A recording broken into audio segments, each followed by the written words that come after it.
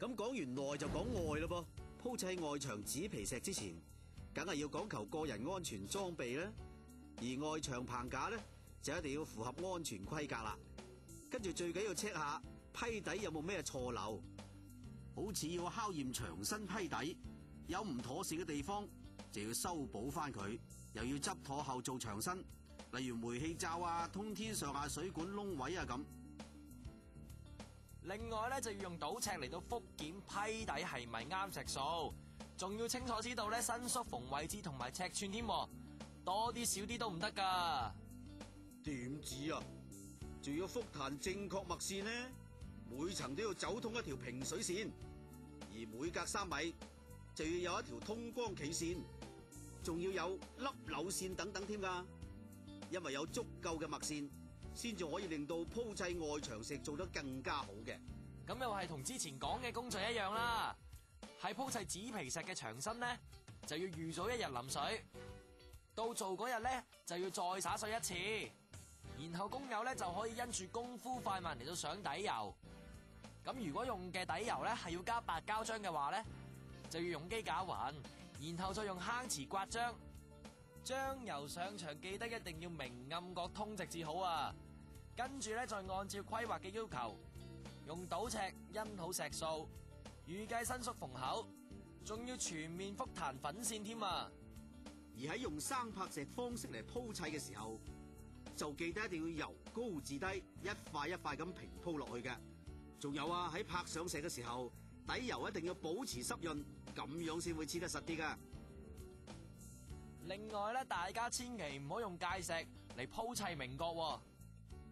如果要有界切面嘅話咧，就要盡量暗藏喺唔顯眼嘅位置，又或者暗角噶。喺鋪滿紙皮石之後，一定要用薄板逐忽咁拍平正佢，再用壓尺行壓齊正，同埋托齊收口夾口，要確保每塊石都黐實批底。同埋每塊石嘅罅位都係貫通咁先至 OK 噶。至於夾口嘅底漿，當然要鏟乾淨啦。同埋記得窗邊角嘅地方都要仔細咁收壓齊正佢。跟住咧就輪到搣紙啦。即日搣紙咧可以更容易復檢同埋修正當日嘅鋪砌效果嘅。不過喺搣紙之前啊，一定要掌握好英泥砂漿收身嘅時間，夠收身啦，先至可以搣紙噶。係啊，如果唔係嘅話，咁就會令到石仔移位不特止，仲分分鐘會甩埋出嚟，到時就要再做過噶啦。搣完紙咯，就梗係要執漏啦，好似修補縫路啊、更換裂石、刮清縫路多餘嘅泥漿泥屑，之後跟手就要清洗乾淨石面啦。搞掂晒之後嘅第二日咧，就可以做抿口啦。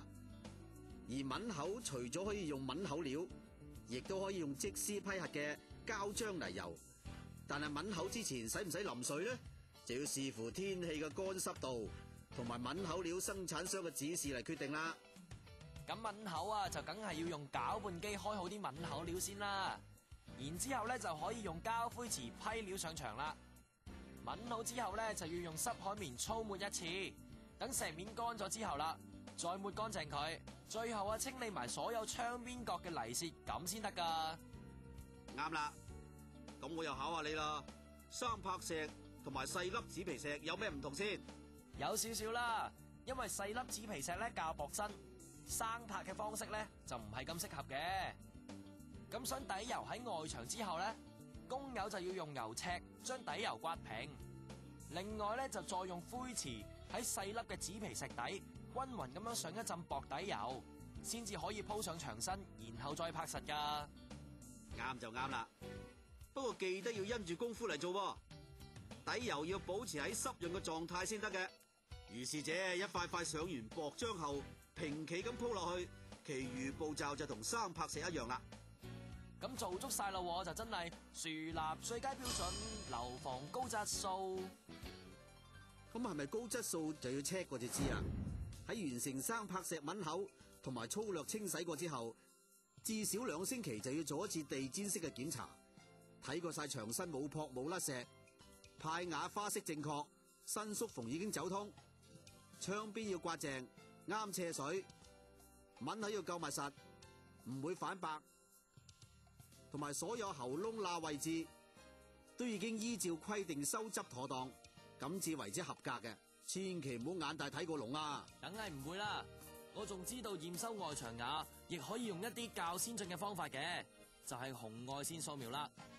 要喺拆咗棚之後先至可以做噶。哦，佢主要個目的係驗收外牆瓦有冇起泡嘅現象嘅，要留意掃描器嘅位置同樓宇要有適當嘅距離同角度。如果撞着落雨，咁就會影響到掃描嘅準確性噶啦。